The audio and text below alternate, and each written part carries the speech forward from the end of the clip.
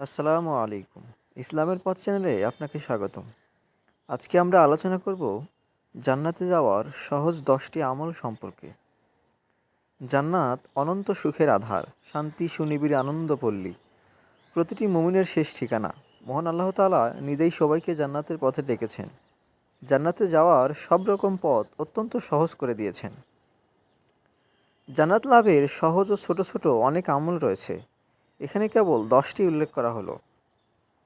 তার মধ্য থেকে ১ নম্বরে রয়েছে সালামের প্রচার প্রসার। এ প্রসঙ্গে রাসূলুল্লাহ সাল্লাল্লাহু আলাইহি ওয়াসাল্লাম বলেন, যতক্ষণ পর্যন্ত কোনো ব্যক্তি ঈমান আনবে না ততক্ষণ পর্যন্ত সে জান্নাতে প্রবেশ করতে পারবে না। আর যতক্ষণ কোনো মুসলমান পরস্পর একে অন্যকে ভালোবাসবে না ততক্ষণ তারা পূর্ণ ঈমানদার হতে পারবে না। আমি কি তোমাদেরকে সে কাজটি বাতলে দেব যা করলে তোমরা পরস্পরকে ভালোবাসতে পারবে? তা হলো তোমরা নিজেদের মধ্যে সালামের প্রচার প্রসার করো। মুসলিম, হাদিস নম্বর ৫৪। নাম্বার ২, এতিমের দেখাশোনা করা। রাসূলুল্লাহ সাল্লাল্লাহু আলাইহি ওয়াসাল্লাম বলেন, আমি ও এতিমের লালন পালনকারী জান্নাতে একসঙ্গে এমনভাবে থাকব। এ কথা বলে তিনি মধ্যমা ও তর্জনী আঙ্গুলদ্বয়কে একত্রিত ও পৃথক করে দেখিয়েছেন। হাদিস বুখারী। নাম্বার ৩, বেশি বেশি সদকা করা। ইবনে মাসউদ রাদিয়াল্লাহু তাআলা আনহু থেকে বর্ণিত হাদিসে রাসূল সাল্লাল্লাহু আলাইহি ওয়াসাল্লাম বলেন, তোমরা সাদকা করো, কেননা সাদকায় পুণ্য অর্জন হয় আর পুণ্যে জান্নাত মিলে। যে ব্যক্তি সর্বদা সত্য বলে এবং সত্যের প্রচার করে, আল্লাহর কাছে তার নাম সিদ্দিকদের মধ্যে অন্তর্ভুক্ত হয়। তোমরা মিথ্যা থেকে বিরত থাকো, কেননা মিথ্যা পাপের দিকে নিয়ে যায় আর পাপ জাহান্নামে ঠেলে দেয়। যে বান্দা সর্বদা মিথ্যা বলে ও মিথ্যা প্রচার করে, আল্লাহর কাছে সে মিথ্যাবাদীদের অন্তর্ভুক্ত হয়ে যায়। হাদিস বুখারী। নাম্বার ৪, মুখ ও গোপনাঙ্গের হেফাজত।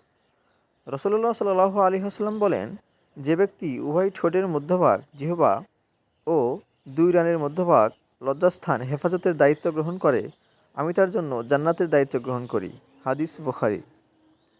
৫ নম্বরে যে আমলটি রয়েছে সেটা হলো মাতা পিতার সেবা করা। রাসূলুল্লাহ সাল্লাল্লাহু আলাইহি ওয়াসাল্লাম বলেন, ওই ব্যক্তি ধ্বংস হোক, ওই ব্যক্তি ধ্বংস হোক।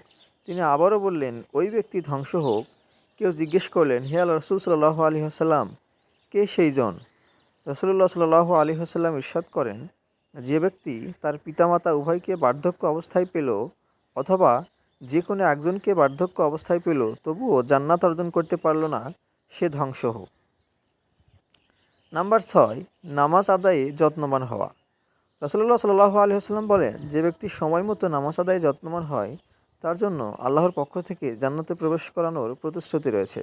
রাসূল সাল্লাল্লাহু আলাইহি ওয়াসাল্লাম ইরশাদ করেন, যে ব্যক্তি ফজর ও আসরের নামাজ গুরুত্ব সহকারে আদায় করে সে জান্নাতে প্রবেশ করবে।